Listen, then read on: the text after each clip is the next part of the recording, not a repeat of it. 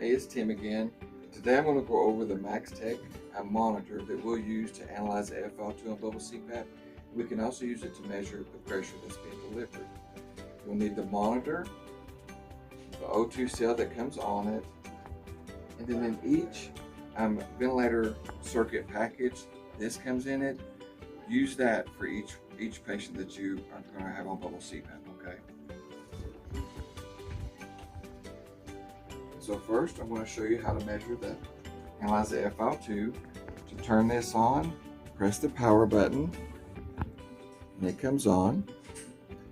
Right here's where the FiO2 is going to measure.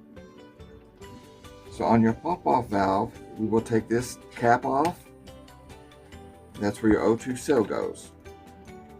Okay, you want to fit it in there as tight as you can get it. And then it will measure the FiO2. I've got it currently set at 30%. And this can be accurate plus or minus 2%. Okay, plus or minus 2%. So we're measuring right at 31, so we're good there. So I'm going to take this out, put my cap back on. All right, now we're going to measure the pressure. Okay, I'll set my pressure regulator right here so you can see it.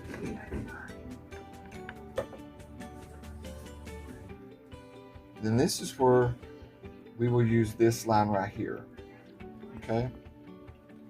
And you use it for only one patient. Like I said, with each circuit package, this comes in it. And so we'll just use that for each patient, okay?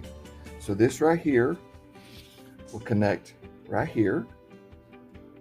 And you have to force it on just a little bit, but once you get it on, it's easy from there. So that's on there. And this other end here connects here on the expiratory circuit line. You pop this little cap out there, and this fits in right there. Okay? And then the monitor is measuring the pressure.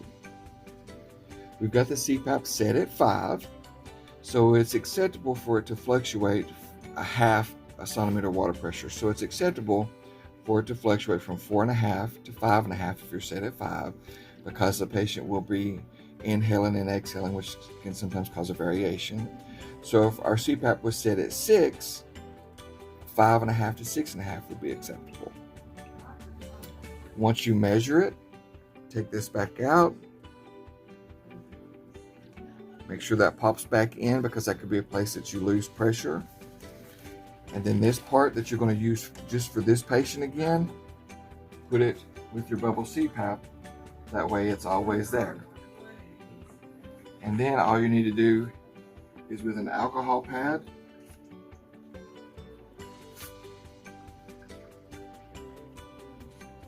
just wipe this off with an alcohol pad and wipe this off with an alcohol pad. Okay? Now some things that can affect your pressure, if your pressure reading is too low or too high, or if it's too low, first, check your RAM cannula. Remember, it needs to occlude the nares 80%. Then check your flow. Make sure your flow is set appropriately.